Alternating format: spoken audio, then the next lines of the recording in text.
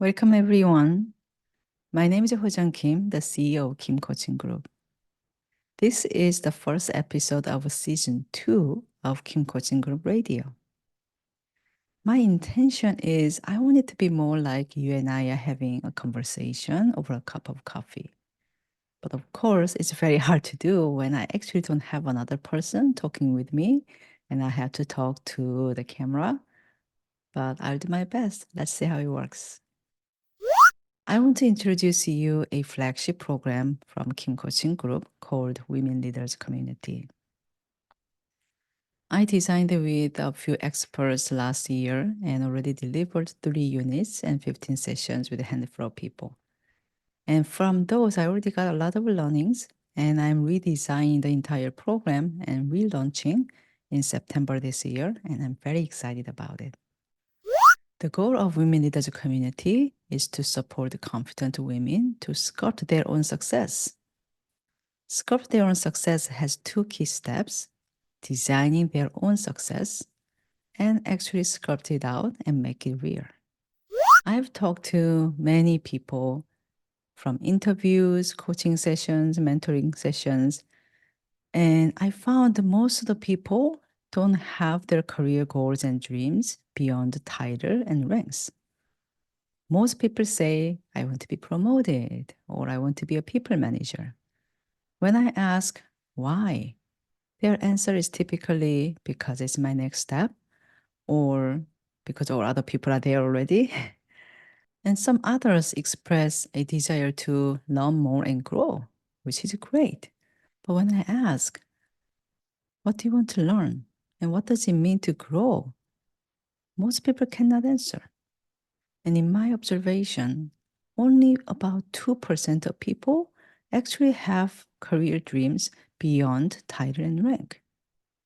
And they typically involve in initiating something. They want to do something. For example, they know something or they have something they want to recommend the company to do. They think it's important, but nobody seems to have bandwidth to think about it, or people seem to not really know the importance of it. So they really want to convince people, convince leadership, so they can actually help company to do those projects and initiate those projects. Or they see that the other companies are using top of the notch technologies that which is hot and trendy these days, but their company is quite behind. And they see the opportunities where their company can utilize those top of notch technologies and improve the efficiencies and stability of the company. So they want to bring those in, but nobody else in the company is really thinking about it or leading it. So they really want to go and convince people to do so. Do you see the difference? These 2% of people never mentions the title or rank they want. They focus on what they want to do. And for the people who says they want to be promoted, this is a challenging question I ask. What do you want to do right now that you cannot do until you get promoted?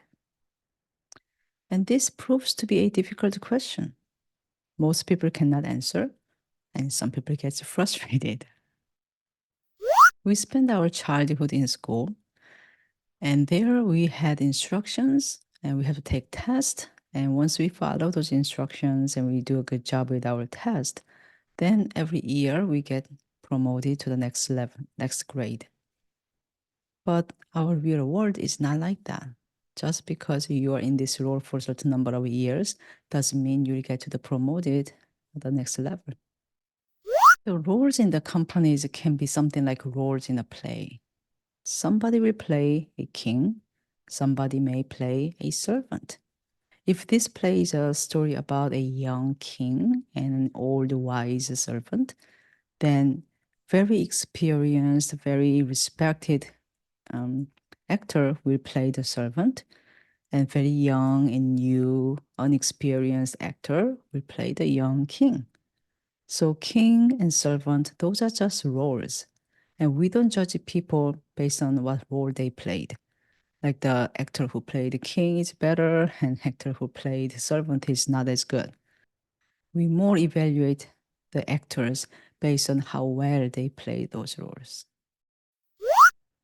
Sometimes I feel like we are all forced to play one game. Of course, there will be some people who really enjoy this game and good at this game, but majority of the people may not like it and they want to play different kind of games. But we don't have courage to do so either because we don't see anybody doing it. Everybody's in this game and leaving this game and playing something else alone is scary. And it's not like you played the other game before, so you have confidence that I've I've played it before and I know I'm good at it. So it's not like you have confidence either.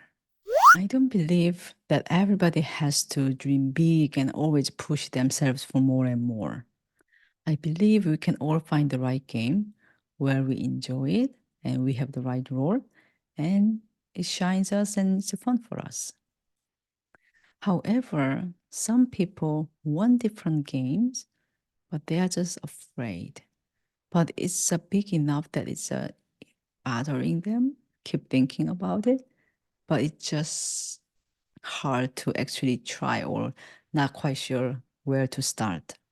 So that's where I want to help. I encourage people to invent their own roles.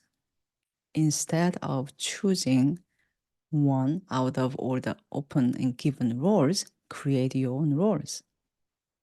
Many people told me that there is no room for growth in their companies based on that there is no open roles, or in their org structure, all the seats are packed and nobody seems to be ready to retire or they think they will leave the company soon. However, all these roles, job descriptions, org structure were written by someone at some point for the needs they had at that time. So if you think the company has changed and if you think there is something the company needs to do and there's no such roles or the org structure is not perfect for that, create those, invent those, and then share with people. And more often than you think, people get those jobs once leadership understands and agree with you. Knowing what you really want, it's like the sculptors can imagine what they want to sculpt out in the material, like wood or stone. And once you know, once you see the object you want to sculpt it out, actually sculpting out is actually easier part, although it's still hard. Even if you see the object you want to sculpt it out, it's hard to actually get it out because you have so many constraints that you can use. I often feel too many constraints. Oh, I cannot do this, I cannot do that, because I have to follow this constraint and that constraint. And it's all true.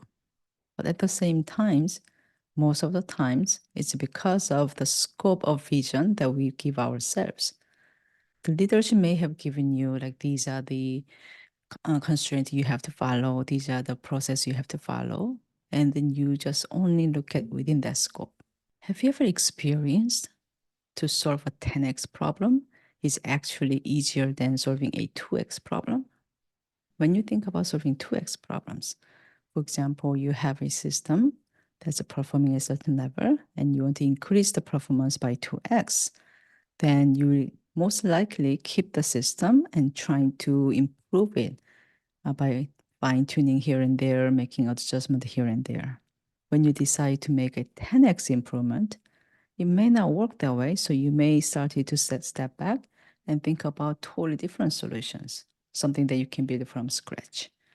And that actually can be simpler than using the existing system and making a lot of different tweaks and adjustments to make those small improvements. So I challenge people to think outside of the box and think about 10x problem.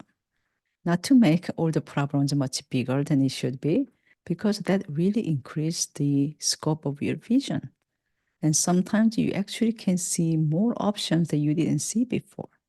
And the more options you have, the more likely you have better solution. But these can be actually a little bit scary to actually try because we have a lot of rules inside us that we imposed ourselves. Some are from our parents and teachers when we're young to protect us, and some are from ourselves. We put in ourselves to protect us. And they were there to help us to get here. and many of them still help us. But some of them doesn't help us anymore and actually hold us back. So all the things that are helping us, keep them. But it is important to think about which one is not helping us anymore and identify it and change the rules. Maybe remove it or replace it with something else. And it is not easy because usually those rules are working in subconscious level and we don't really realize we even have those rules. That's where the coaching session comes in to identify those hidden rules so we can work on it. And we also have a lot of fears. And fear is not a bad thing. It actually protects us.